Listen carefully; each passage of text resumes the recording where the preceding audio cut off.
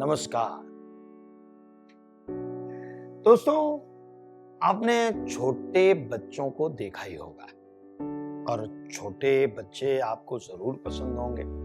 पसंद है?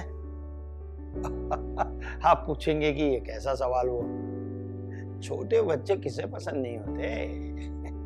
ठीक कहा, छोटे बच्चे सभी को पसंद होते हैं और इसका कारण है बच्चों की सादगी।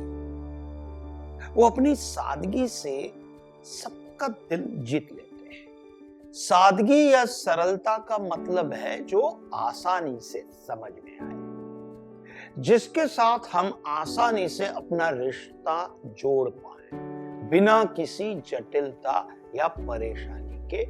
वो हमें अपना लगे, फिर वो कोई भी व्यक्ति हो, कोई चीज हो या फिर किसी की बातें। बच्चों में जो सादगी होती है उसके पीछे कारण है उनकी मासूमियत और दुनिया के बारे में अज्ञानता।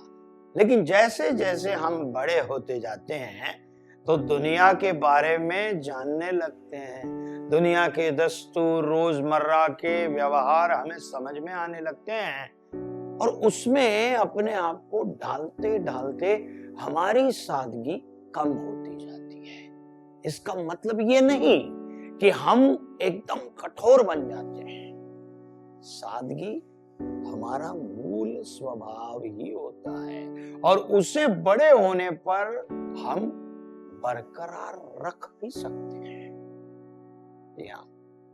रविंद्रनाथ टैगोर जी ने कहा था कि जो आदमी सच्चा होता है, यानी कि बच्चों की तरह सच्चा और निष्पाप होता है, उसे झूठ या बनावट का सहारा लेने की कोई जरूरत नहीं होती। ऐसे इंसान की सादगी उसके व्यक्तित्व में झलकती है। रविंद्रनाथ टैगोर जी का रहन सहन बहुत ही सीधा साधा था। जीवन सादगी से भरा हो और अर्थपूर्ण हो, इन्हीं विचारों पर वो जीवन भर चलते रहे। उन्हें प्रकृति से बेहद लगाव था। वो छोटी सी कुटिया में रहते थे, सादे कपड़े पहनते, सादा भोजन लेते और वो कहते थे कि प्रकृति से मिलने वाली सहज चीजों को ही रोजमर्रा के जीवन में इस्तेमाल करना चाहिए। वो प्रकृति की सहजता, सादगी और सरलता पर कविताएं लिखते। वे हमेशा सोचते, इंसान अपनी महत्वाकांक्षाओं के लिए लालच के चलते सादगी को अपने पैरों तले क्यों कुचल रहा है। यह सोचकर वो दुखी हो जाते हैं। वो अपनी कविता जहां मन भय से मुक्त हो में एक ऐसी दुनिया की कल्पना करते हैं जहां लोग बिल्कुल सादगी से, सच्चाई से और ईमानदारी से जी रहे हैं। और आधुनिक दुनिया की जटिलता उसमें कहीं दिखाई ही नहीं देती। अगर हम ऐसी सादगी से जिए तो टैगोर जी की ये कल्पना सच होने में ज्यादा देर नहीं लगेगी। इसका और एक उदाहरण मैं आपको बताना चाहता हूं, जिन्हें आप सब जानते हैं। देश भर में जन लोकपाल आंदोलन के समय मशहूर हुए अन्ना हजारे जी महाराष्ट्र में बहुत पहले से लोकप्रिय हैं। जो लोग उनसे मिल चुके हैं वो जानते हैं कि कितना उनका जीवन सादगी से भरा हुआ है। उनका रहन सहन, खाना पीना बहुत ही साधारण है। साधारण से दिखने वाले असाधारण अन्ना हजारे ने अपने विचारों से पूरे देश को हिलाकर रख दिया था। न सिर्फ जन लोकपाल आंदोलन, बल्कि उससे पहले भी उन्होंने समाज के लिए कई साहसिक कार्य किए। समाज सेवा की शुरुआत उन्होंने रालेगण सिद्धि के पास एक गांव से की, जहां बहुत गरीबी और सुविधाओं की भी कमी थी। अन्ना ने देखा कि ये रालेगण सिद्धि गांव को पहले पानी और बिजली की कमी से निपटने की आवश्यकता है। पहले उन्होंने नहर बनाने और गड्ढे खोदकर बारिश के पानी को जमा करने के लिए लोगों को साथ लिया और खुद भी इसी कार्य में लग गए।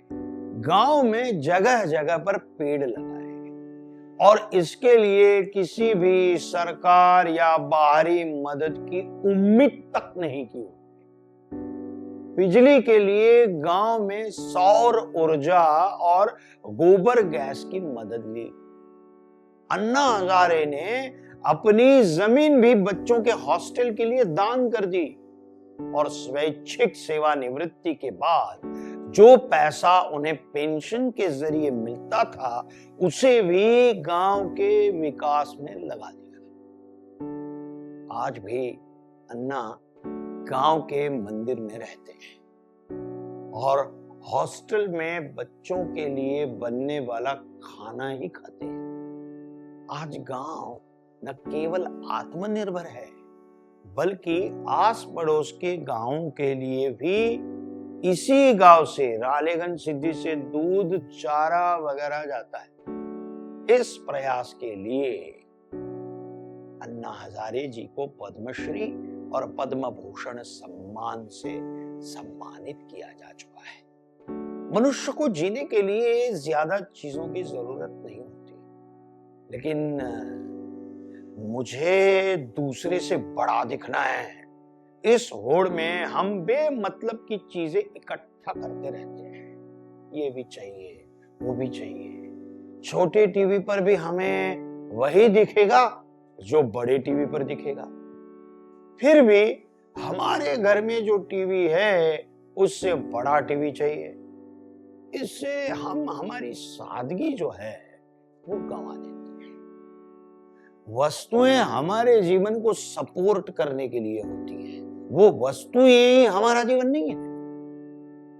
ये सोच जब हम अपनाते हैं और उस पर अमल करते हैं तब सादगी जो है वो हमारे भीतर पनपने लगती है। सादगी भरे जीवन और सरल व्यवहार से ही हमारे जीवन में स्पष्टता, पारदर्शिता, कुशलता और असरदार संवाद करने की क्षमता का विकास होता है। ये है सादगी का महत्व। धन्यवाद।